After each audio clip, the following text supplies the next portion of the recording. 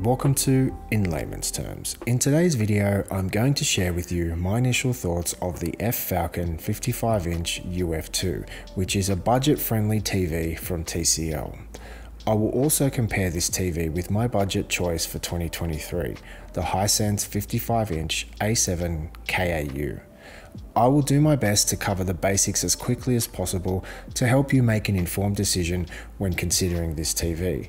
I'll be covering things such as the build quality, ports, use case, HDR performance, and off-angle viewing. That being said, let's get to the video. Let's start off with the build quality. You do get two cheap plastic legs that attach to the bottom of the TV, but at the same time, the TV is super light, so I wouldn't worry about anything there. The TV also has quite a thick plastic bezel, but once all the plastic comes off, it actually doesn't look that bad. The remote is pretty much what you would expect, with the standard Netflix and stand buttons, but we'll get to that a little bit later. On the rear, you have 3 HDMI 2.0 ports, a LAN port, 2 USB ports, optical audio out, AV in, and a headphone jack. During the setup process, I was greeted with the standard "I want all your information" type setup.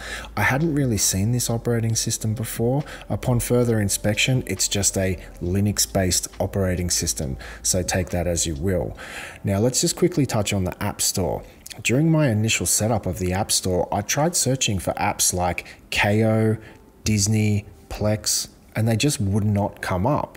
But strangely enough, the next day when I started testing the TV again, Plex appeared out of nowhere. That being said, I still wasn't able to find Disney, KO, or any other Australian apps besides the pre-installed Netflix, YouTube, and Stan.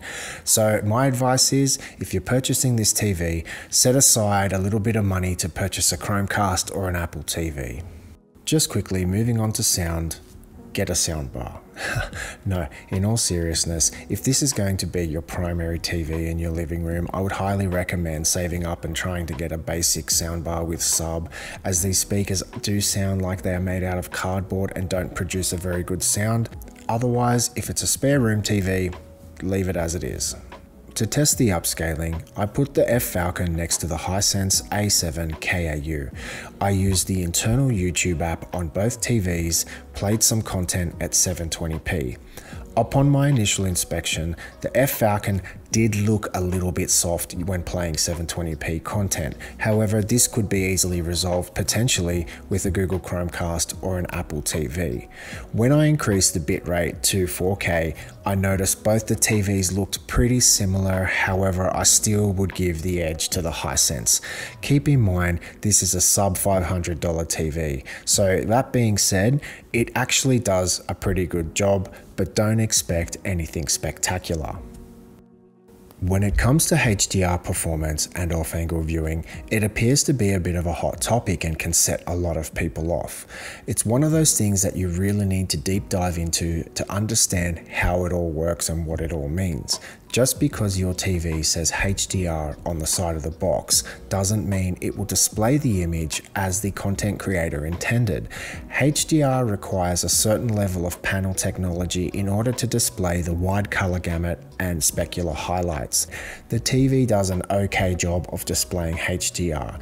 The black levels are okay. Off-angle viewing is quite bad, lifted blacks and completely washed out color. That being said, it's a sub $500 TV. In my opinion, disable HDR and the TV will look great.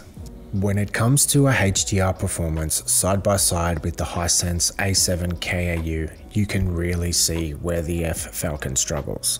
Now, first of all, brightness. It's quite apparent the FFalcon is struggling with brightness. Keep in mind, even though the Hisense looks a lot better, if I was to put the Hisense next to a high-end OLED or mini LED TV, it would pretty much look the same as the FFalcon. These are entry-level budget TVs. You cannot expect HDR performance from this kind of price point. As these TVs are both direct lit, that means no full array local dimming.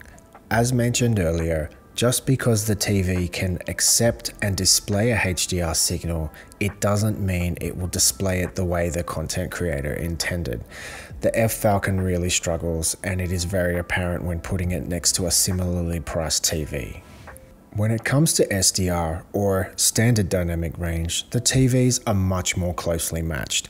And realistically, it came down to personal preference which one you preferred. So in my opinion, just keep the TV in SDR and you'll get some pretty decent performance bang for buck out of it. Moving on to gaming. This TV wouldn't be my first choice for a gaming TV. Sure, it'll get you through in a pinch. It's one of those TVs you throw in a spare bedroom or give to the kids if you just want to get them off the main TV. But if this is your primary TV for gaming, first of all, I would say turn off HDR on your console. It will give you a much brighter and better picture. And second of all, the reason why I selected the Hisense A7 KAU as my budget TV of 2023 was because it included basic game mode features. Whilst it didn't include 4K 120, it did have auto low latency mode, or ALLM, which essentially means when the TV detects a game being launched, it disables all the processing on the TV to give you the lowest input lag available, and variable refresh rate, or VRR, albeit only up to 60 Hz, but what it does do, it creates a much smoother experience when the frame rate does fluctuate when playing games. In conclusion, it's not a bad TV for the price point. If you're not a hardcore gamer and this is somewhat of a spare TV, it's actually not a bad purchase. Keep in mind, as I mentioned earlier, if you are intending to keep this as a primary main TV for the house, do consider getting a cheap soundbar just to improve the sound a little bit. I hope you enjoyed this review. I hope you enjoy my channel, and I hope to see more of you soon in the future. Until next time.